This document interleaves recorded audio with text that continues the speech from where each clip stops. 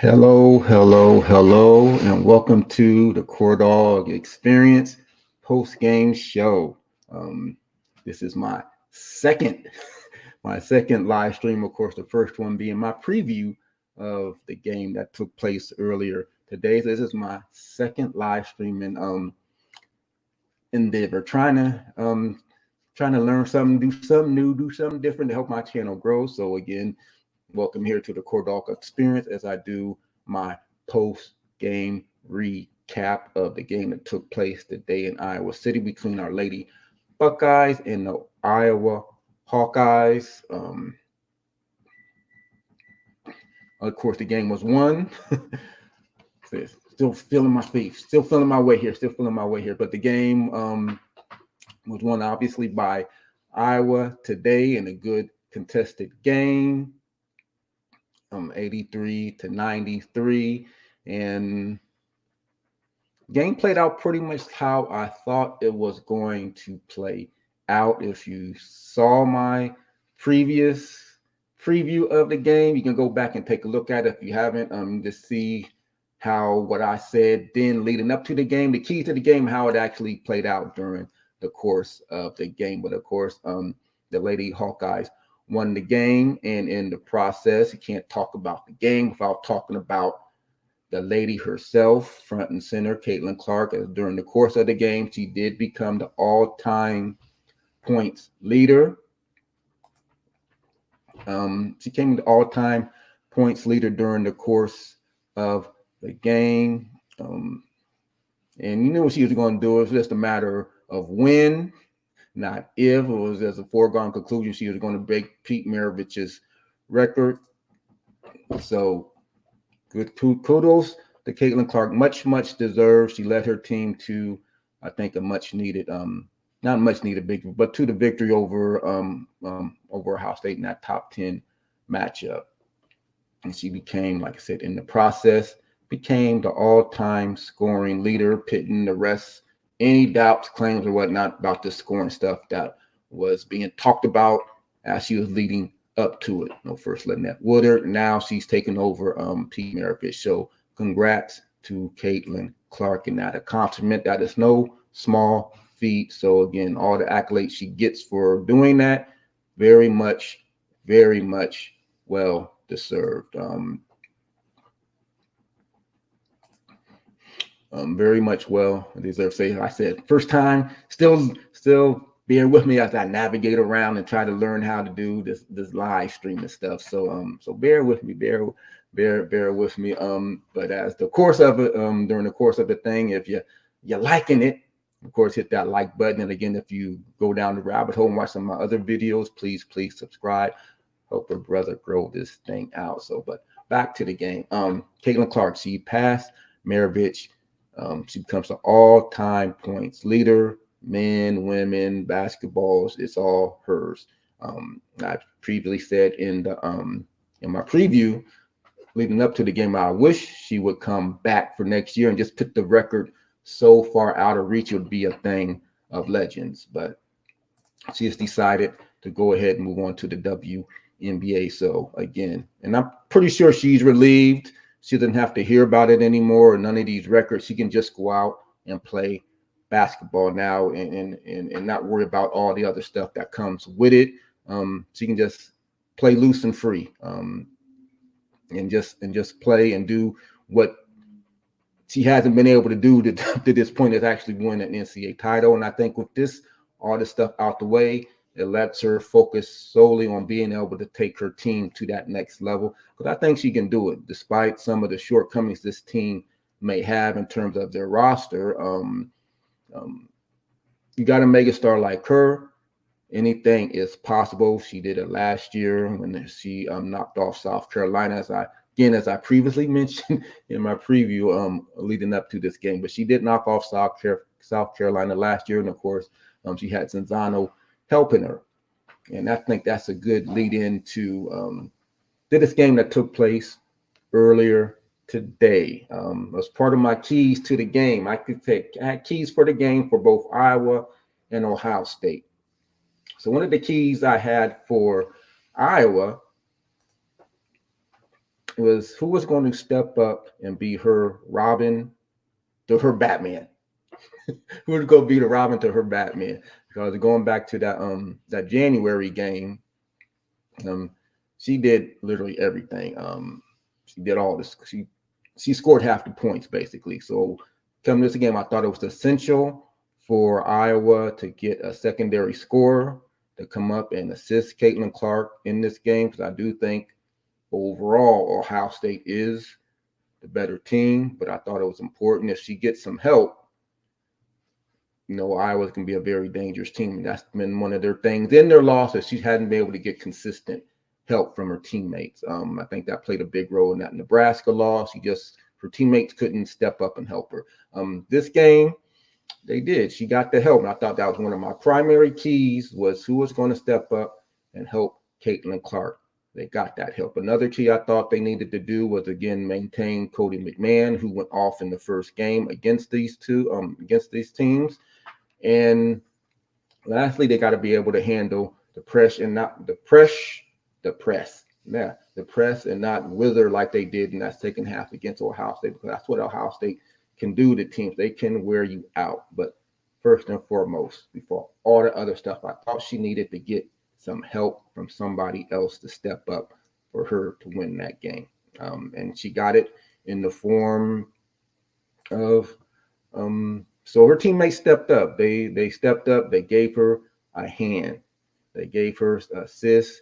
They had some balanced scoring. Stokey, as you see here, she had 23 points, much better outing than she had in the game in back in January.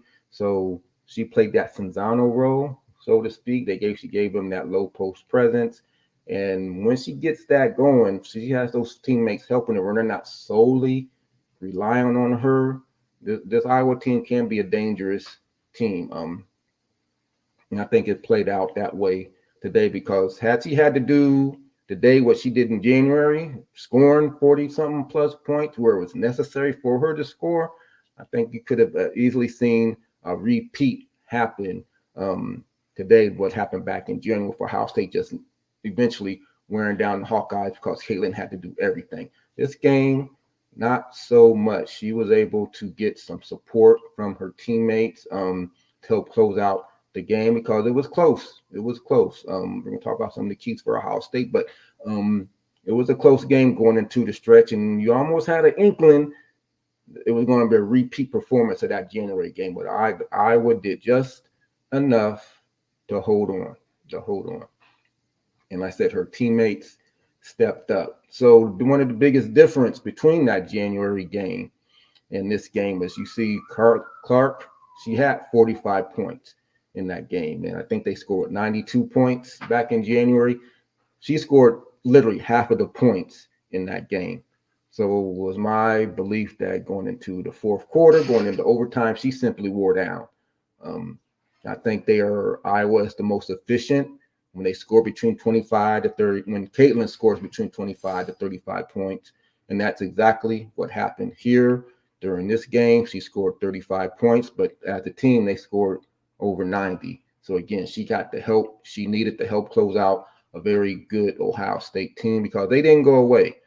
They did not go away. But I think Iowa played to more of their keys than Ohio State played to their keys. And one of those big keys, as I mentioned both during the pregame, for the preview, is that Iowa had to do a better job on Cody McMahon. Cody McMahon destroyed them the first game. I think she had a breakout game. She had a sluggish start to the season, but the Iowa game was her breakout game. She had an outstanding performance, and I said one of the things that Iowa needed to do was contain Cody McMahon, and it was almost a complete reversal of what took place back in January. You see, they held her to 10 points, 5 rebounds, and just 1 assist. So again, Iowa, one of my keys that they followed up on is they held Cody McMahon in check, and I thought that was another big key for them in doing that. Ohio State, I said they had to get Cody McMahon. They had to get Cody McMahon going again because he's that low post presence that they need. Because Rebecca, she's really not a low post present. When Parks comes in, she's really not a low post present. But Cody McMahon is that low post present. Like I said, she destroyed Iowa that first outing. So my keys to the game for Ohio State, they had to, again, get Cody McMahon going. Not so much get her going, but she had to stay out of foul trouble, first and foremost. And she did pretty much. The press, they had to be consistent with the press. First half, second half, I thought they let up some. They had to weather the storm, which I thought they did a really good job because in Ohio State's losses, that's what their problem was. They get so far behind, they would never give themselves much chance to make it up in the second half. That's what happened in their loss to USC, their loss to UCLA. They got so far behind, they couldn't make it up. And then same thing with Michigan. They got too far behind and didn't give themselves enough opportunity to make it up. Another good thing that Iowa did that they did not allow Ohio State to come out in that third quarter where they just blitz. Especially during this winning streak, Ohio State just blitz people during the third quarter. They couldn't do that today. Iowa was able to hold them in check. They kept their composure. And they're able to hold Ohio State in check and not let Ohio State go on those big runs that they normally do coming out of the half. So again, kudos again to Iowa. Ohio State was not able to impose their will, which I thought that was a key that they needed to be able to do with their press and their half-court defense. They could be smothering. They weren't able to do it so much this time out. And again, hats off to Iowa for that.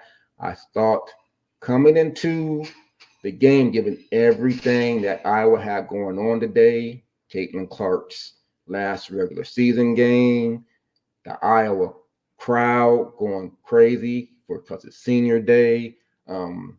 Again, Iowa crowd again because Caitlynn got knocked down during the Stuart Corman incident back in January. So they're going to let the Ohio State fans, the Ohio State team, hear it about that. It's going to be a real raucous environment, and that's what you want.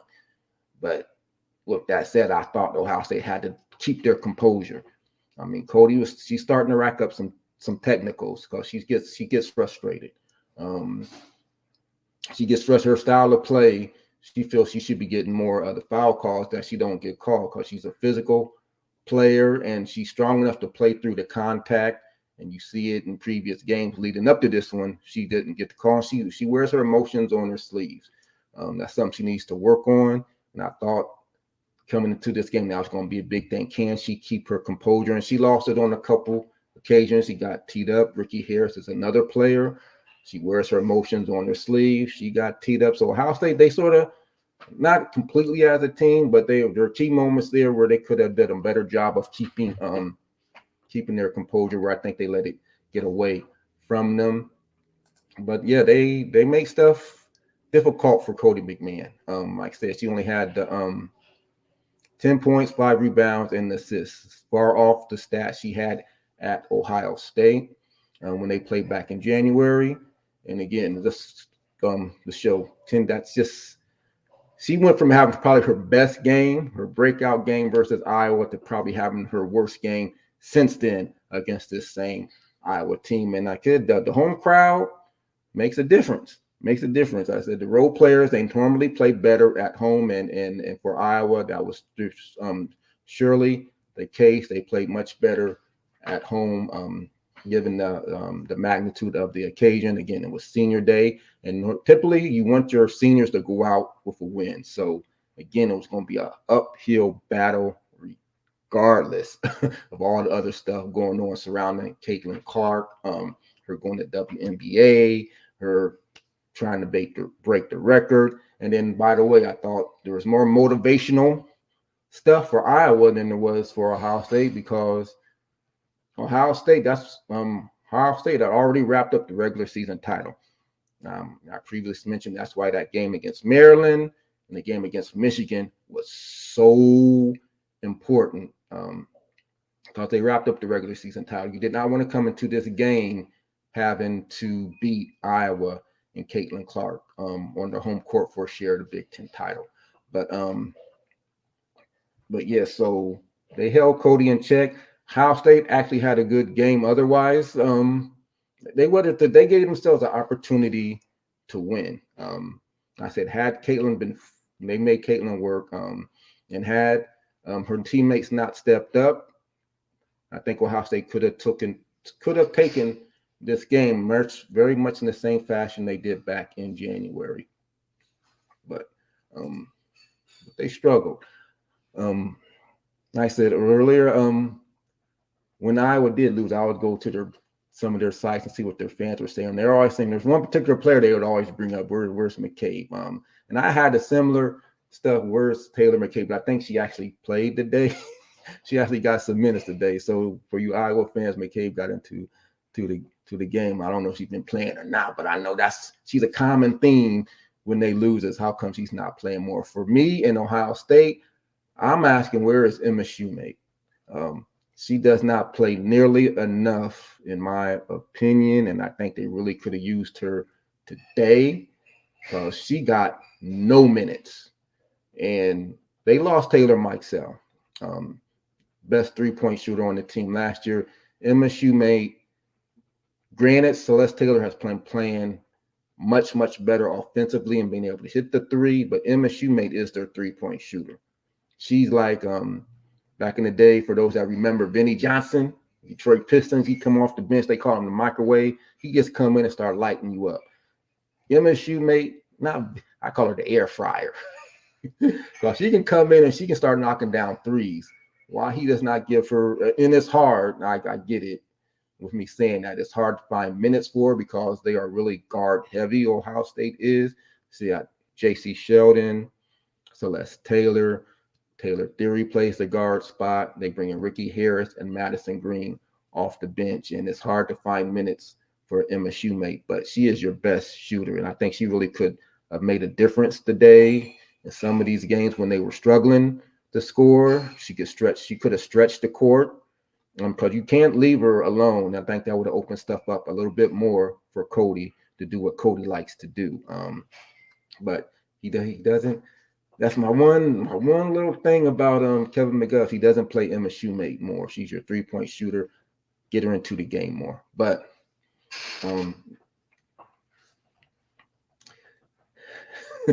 get her into the game more. You got to find a way to do that. But getting back to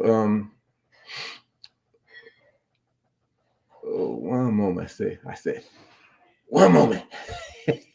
There's something else I need to bring up that I think was really another big key to the game.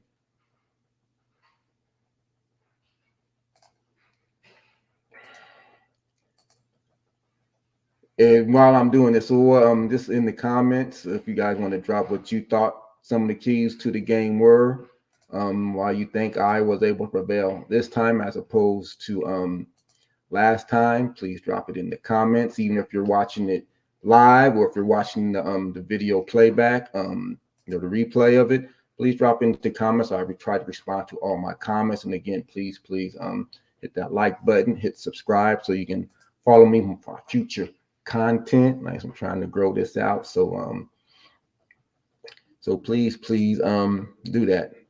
Hit that like button.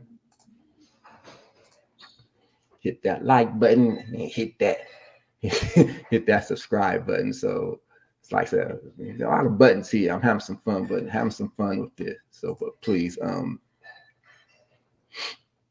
do that. Let's see.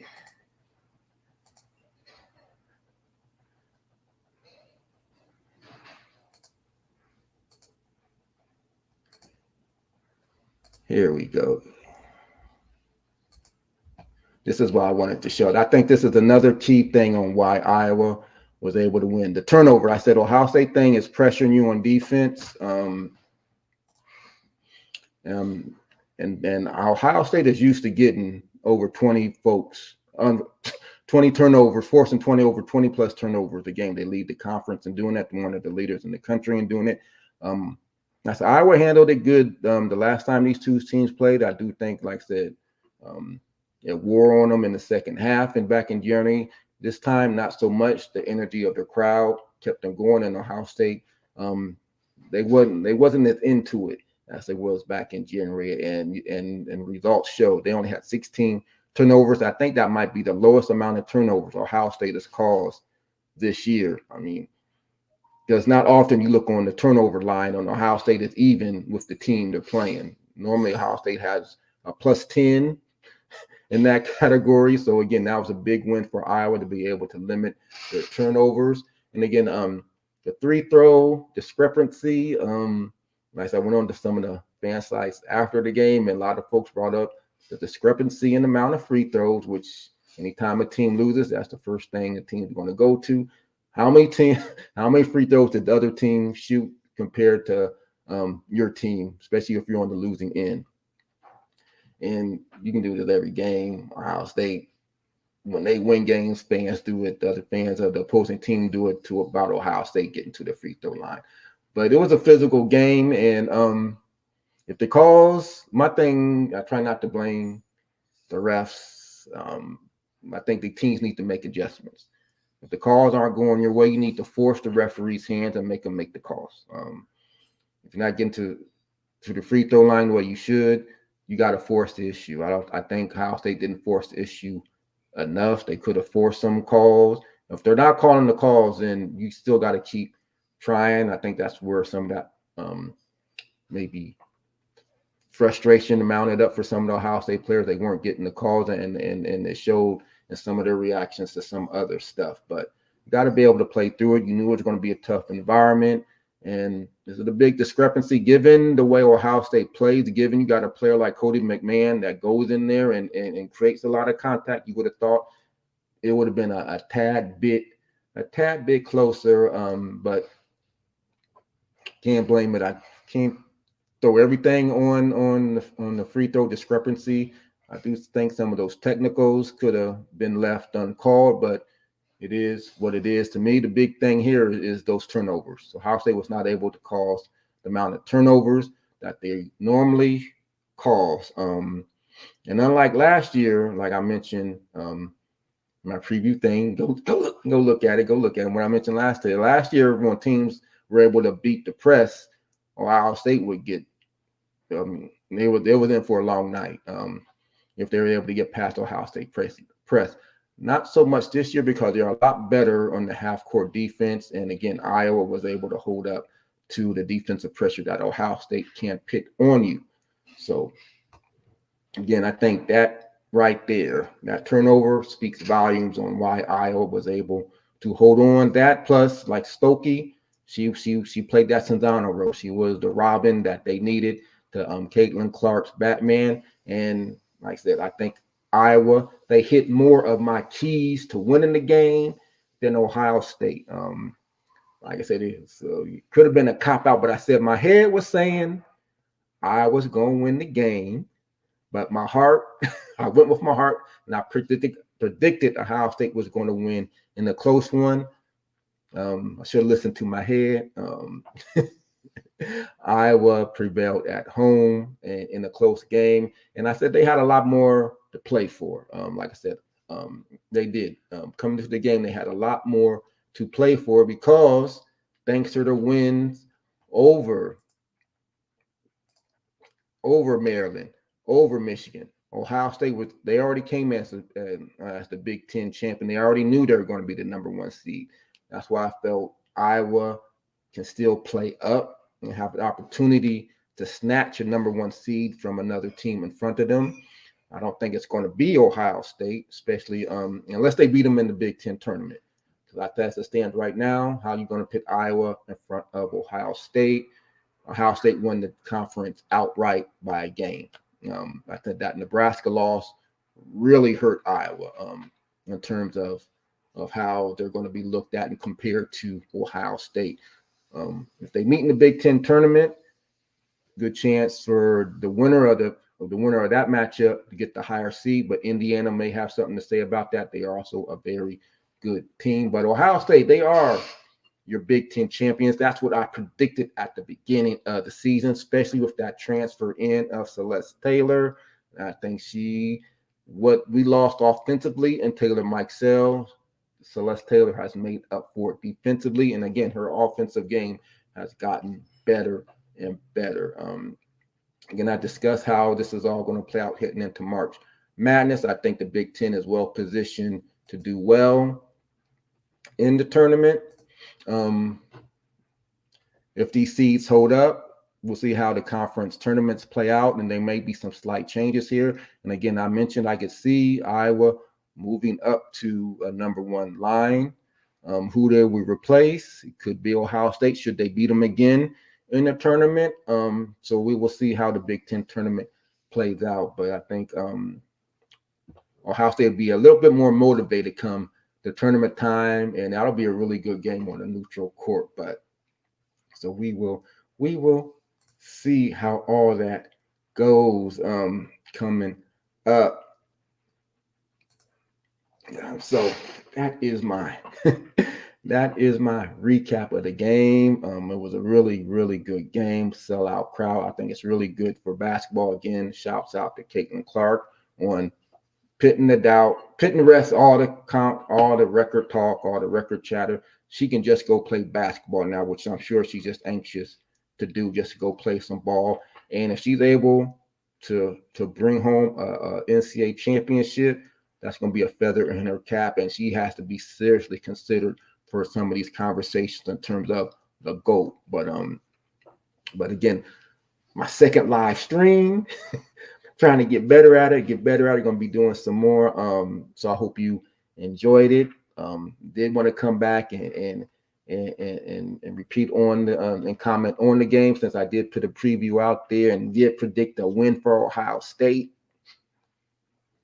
My heart said Ohio State. My head said Iowa, but I went with my heart. But I did predict the win for Ohio State. So I wanted to come back and just say and show that that Iowa hit the keys that I thought they needed to hit to get the victory. So kudos to them. Congrats to them. Looking forward to a Big Ten tournament.